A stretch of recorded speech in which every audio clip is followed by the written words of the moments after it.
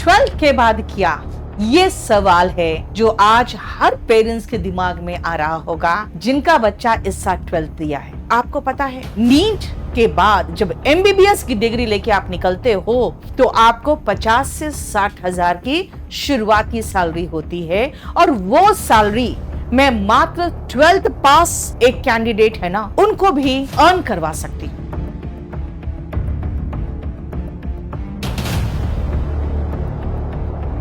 Hello everyone, 12th के बाद क्या, ये सवाल है जो आज हर पेरेंट्स के दिमाग में आ रहा होगा जिनका बच्चा इस साल 12th दिया है।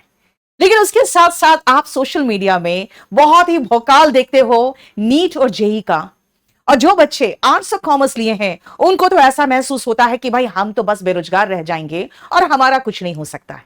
लेकिन मैं आपको सच बताती हूं तो नीट और जेई क्वालिफाई करने के बाद भी जो लोअर मिडिल क्लास फैमिली के माता पिता है उन पर लाखों का कर्ज चढ़ जाता है, क्योंकि जब बच्चा नीट क्वालिफाई करने के बाद MBBS के लिए कॉलेजेस में जाता है तो वहां पे लाखों खर्च होता है अगले 5 साल में। सेम चीज है जब आप अच्छे मार्क्स के साथ जेई क्वालिफाई करते हो और जब जेई एडवांस देने के बाद ये जो बच्चे होते हैं वो जाते हैं किसी भी IIT में, तो वहां पे बड़े घर के बच्चे भी होते हैं और उनको पता है अच्छी तरह से कि पढ़ाई में कितना खर्च होता है और रहने और खाने का भी खर्च अच्छा खासा होता है। तो ये सिलसिला सालों चलता है और आपको पता है नीट के बाद जब MBBS की डिग्री लेके आप निकलते हो तो आपको 50 से 60 हजार की शुरुआती सैलरी होती है और वो सैलरी मैं मात्र 12th पास एक कैंडिडेट है ना उनको भी ये आमदनी अर्न करवा सकती। तो मैं आपको बताने जा रही हूं, बहुत ध्यान से सुनना अगले 10 मिनट में। ये जो सोशल मीडिया का भौकाल है, ये रिक्शा वाला और ठेले वाले ये बच्चे भी नीट और जेई क्वालिफाई कर गए तो वो कहते हैं ना जो पिक्चर में होता है ना, they lived happily ever after और दी एंड, उसके बाद की कहानी तो आप देखते ही नहीं हो, क्योंकि उसके बाद ही तो मेन कहानी शुरू होता है कि वहां उसके बाद जो खर्च होता है वो कैसे माता पिता उठाते हैं। लाखों का कर्जा चढ़ जाता है उनके सर पर। लेकिन मेरी मानिए तो अपने बच्चों को उड़ान दीजिए 12वीं के बाद ही, और 12वीं के बाद आप क्या क्या कर सकते हो उसका मैं एक 10 मिनट में एक सेशन लेके आई हूं। तो 12वीं के बाद सबसे पहले आपके पास जो ऑप्शन है वो एक है क्लैट का। यह होता है कॉमन लॉ एडमिशन टेस्ट, जिसके बाद आप LLB करोगे और LLB करने के बाद अच्छे लॉ फर्म्स में आपको नौकरी मिल जाएगी। स्टार्टिंग ही 50, 60, 70 हजार से होता है। 3 साल के क्लैट के बाद आप 3 साल का जो आपका एक्सपीरियंस होता है उसके बाद आप जुडिशरी का एग्जाम दे सकते हो, जिसके बाद आप जज और मजिस्ट्रेट बन सकते हो। और आपको पता ही है जज के हाथ में क्या पावर होता है। या फिर आप अपने प्राइवेट प्रैक्टिस भी शुरू कर सकते हो। आपको पता है सिंपल ग्रेजुएट सिर्फ ग्रेजुएट कहलाता है, लेकिन law graduate officers of the court कहलाता है। और आपको अच्छे से पता हो आपके मोहल्ले में भी जो वकील होते होंगे आप उनसे थोड़ा बच के निकलते हो, क्योंकि उनको कानून का ज्ञान प्राप्त होता है। तो ये बहुत अच्छा ऑप्शन है आपके 12th के बाद। और अगर आप अच्छे मार्क्स के साथ क्लैट पास करते हो तो आपको नेशनल लॉ यूनिवर्सिटी से LLB करने का मौका मिलता है, और उसकी जो स्टार्टिंग सैलरी ही होती है वो सालाना 50 से 70 लाख के बीच में होता है। तो क्या करना है, पहला ऑप्शन है आपके पास क्लैट का, और ये ऑप्शन आपके पास हर स्ट्रीम के बच्चे के लिए है, चाहे वो साइंस हो, आर्ट्स हो या कॉमर्स हो। तो क्लैट करने के बाद अगर आप LLB ग्रेजुएट बन जाते हो तो आप कौन कौन से एग्जाम्स दे सकते हो, जिसके बाद आपके पास एक प्रतिष्ठित सरकारी नौकरी भी हो सकती है। देखिए, अगर आप साधारण कॉलेज से या कोई बहुत ही फेमस कॉलेज से भी सामान्य ग्रेजुएशन करते हो तो आपके पास जो ऑप्शन होता है वो होता है सिविल सर्विसेज देने का। स्टाफ सिलेक्शन कमीशन के द्वारा आप CGL, CPO, CHSL, बाकी जितने एग्जाम्स है 12th लेवल के और ग्रेजुएशन लेवल के वो सब दे सकते हो। बैंक में PO और क्लर्क बन सकते हो। CDS दे सकते हो जो डिफेंस सर्विसेज है, और स्टेट कमीशन के PCS के एग्जाम्स भी दे सकते हो। रेलवे दे सकते हो और असिस्टेंट कमांडेंट दे सकते हो। लेकिन अगर आप लॉ ग्रेजुएट्स हो तो आप ये सब एग्जाम तो दे ही सकते हो, साथ में आप अपना प्राइवेट प्रैक्टिस भी कर सकते हो। आप कॉर्पोरेट लॉयर बन सकते हो, यानी किसी मल्टीनेशनल कंपनी में आप एज अ लॉयर वहां पे आप ज्वाइन कर सकते हो। आपको पर मंथ अच्छी सैलरी दी जाती है। या फिर कुछ लोग मिलकर जो लॉ फर्म्स बनाते हैं, आप उन लॉ फर्म्स को ज्वाइन कर सकते हो। और आज फेमस लॉ फर्म्स बहुत अच्छी सैलरी पे कर रहा है। आप लीगल एडवाइजर बन सकते हो और अब 3 साल के प्रैक्टिस के बाद आप चाहो तो जज और मजिस्ट्रेट भी बन सकते हो। इसके लिए जुडिशरी का एग्जाम क्वालिफाई करना पड़ेगा।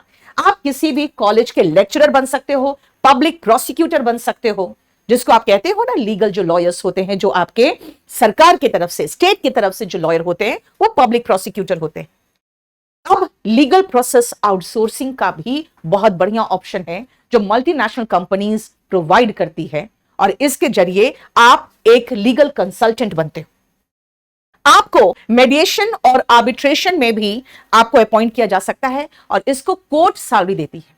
तो अगर आप आर्बिट्रेटर का काम करते हो तो अगर महीने में आपको 2-3 ऐसे आर्बिट्रेशन मिल जाएंगे ना तो आप लाखों में कमाई कर लेते हो। और लॉ ऑफिसर के रूप में आपको पता है, चाहे बैंक हो या एसएससी हो, लॉ ऑफिसर के रूप में कई ऐसे पद निकलते हैं जो सिर्फ और सिर्फ एलएलबी ग्रेजुएट्स ही दे सकते हैं।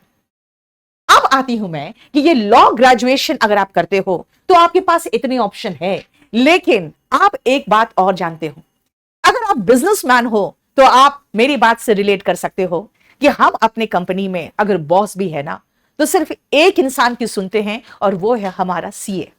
तो आते हैं दूसरे ऑप्शन पे और वो है चार्टर्ड अकाउंटेंट्स, जो हमारे कंपनीज में बहुत ही अहमियत रखता है क्योंकि ये पूरे की पूरे कंपनी का जो बैलेंस शीट है उस बैलेंस शीट को मेंटेन करता है और कंपनी के चेक एंड बैलेंस रखता है कि आप किसी तरह के कोई प्रॉब्लम में ना फंस जाओ, चाहे वो इनकम टैक्स हो या जीएसटी है।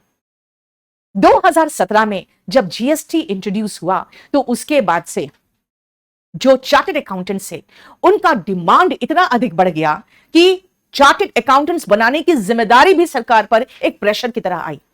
जो सीए फर्म्स हमेशा कहते थे कि हम तो सिर्फ 2% जब सीए का रिजल्ट होता था तब के क्वालिफाइड है, अब ऐसा कुछ भी नहीं रहा। अब 20% रिजल्ट है सीए का, क्योंकि ऐसे बहुत ही क्वालिफाइड चार्टर्ड अकाउंटेंट्स की जरूरत है हमारे देश में। और इसके कारण आपका जो ये डिमांड है ना सीए का बाजार में बहुत ज्यादा है, क्योंकि एक पान दुकान वाले से लेकर एक बड़े कंपनी तक सबको अपने बैलेंस शीट की फिक्र होती है कि कहीं किसी तरह के लीगल प्रॉब्लम में ना फंस जाए। इसीलिए अगर आप सीए बन जाते हो तो आपको बहुत बढ़िया क्लाइंटल मिलता है और ये क्लाइंट्स हर साल दर साल आपके पास बिल्कुल अपना काम करवाते रहेंगे और आपके क्लाइंट्स बढ़ते ही रहेंगे, घटेंगे नहीं। क्योंकि जो भी कंपनी बन जाती है वो फिर एक ही सीए को प्रेफर करता है क्योंकि वो अपने किसी भी तरह के कोई लीगल हैसल्स नहीं चाहता। और अगर आप चाहो कि नहीं हमें इतना टाइम नहीं है, हम मिडिल क्लास फैमिली से हैं, तो आप सीए फर्म्स ज्वाइन कर लो, फर्स्ट मंथ से सैलरी आएगी। लेकिन इसमें एक मजेदार बात भी और मैं आपको बता दूं, आप पूरा सीए बनने से पहले ही आप सिर्फ जब इंटरमीडिएट करते हो ना, मैं कह रही हूं आर्टिकलशिप तक भी नहीं पहुंचते हो, सिर्फ इंटरमीडिएट करते हो, उसके बाद ही बहुत सारी लीगल फर्म्स और सीए फर्म्स से जो आपको ले जाएंगे और आपको 30-40 हजार रुपया सैलरी देने लगेंगे, क्योंकि बहुत ज्यादा कमी है ऐसे हमारे जानकार की जो अकाउंट्स की जानकारी रखता हो और जिनको प्रॉपर समझ में आता है कि किस तरह से बैलेंस शीट तैयार की जाती है।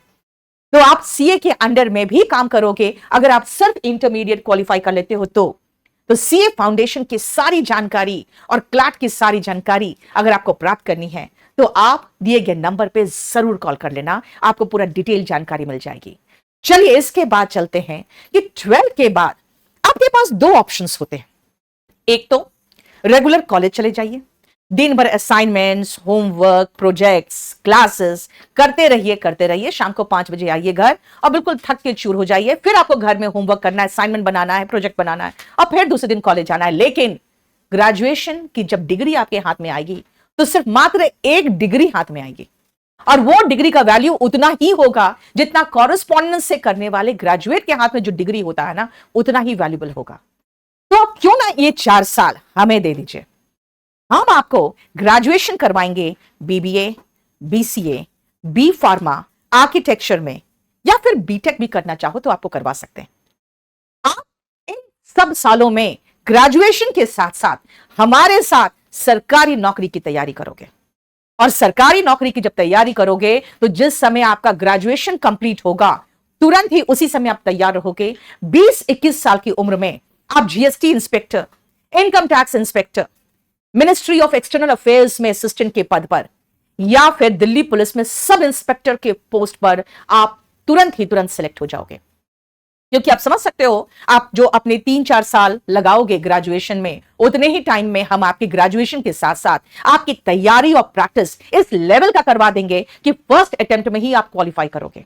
हमारे मैक्सिमम बच्चे फर्स्ट अटेम्प्ट में क्वालिफाई करते हैं, क्योंकि वो 18 साल की उम्र में जब वो फर्स्ट ईयर में एडमिशन लेते हैं ना, उसी समय यहां आ जाते हैं और आके तैयारी शुरू कर देते हैं। लेकिन आपको एक और महत्वपूर्ण बात बताना चाहती हूं कि अगर आप कहते हो कि नहीं मैम, हम चाहते हैं कि मेरा बच्चा कुछ अर्निंग भी तो करना सीख जाए, मैं कब तक उसे पढ़ाता रहूं, मैंने 12वीं करा दी, अब मेरी कमर की हड्डी टूट रही है बिल्कुल बोझ उठा उठा के, तो आप कुछ ऐसा करो कि ये भी घर के खर्चे में सहयोग करे। तो मैं आपको बता दूं, सिर्फ और सिर्फ 12th का सर्टिफिकेट लेके वो आ जाए, हम अगले 6 महीने में उसको इन सभी एग्जाम्स की तैयारी करवा देंगे।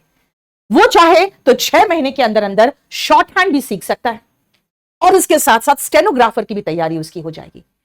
English, reasoning, maths and general studies, बस ये 4 चीजें जो हम उनको पढ़ाते हैं। दिल्ली पुलिस कांस्टेबल में इंग्लिश नहीं आता, स्टेनोग्राफर में मैथ्स नहीं आता, जीडी में आप हिंदी या इंग्लिश दोनों में से कोई एक चुन सकते हो, और सीएचएसएल में English, reasoning, maths and general studies आता है। और बता दूं, सेम सिलेबस को पढ़ के वो फिर ग्रेजुएशन के बाद भी जो एग्जाम देंगे ना, आपको सुन के आश्चर्य होगा, same syllabus, same level of questions, लेकिन उसके बाद उनको पद जो मिलेगा वो मिलेगा जीएसटी इंस्पेक्टर और इनकम टैक्स इंस्पेक्टर का। तो आप अपने बच्चों के भविष्य के बारे में जो बहुत सोच रहे हैं, आप उन्हें हमें सौंपिए, क्योंकि आपके पास तजुर्बा नहीं है।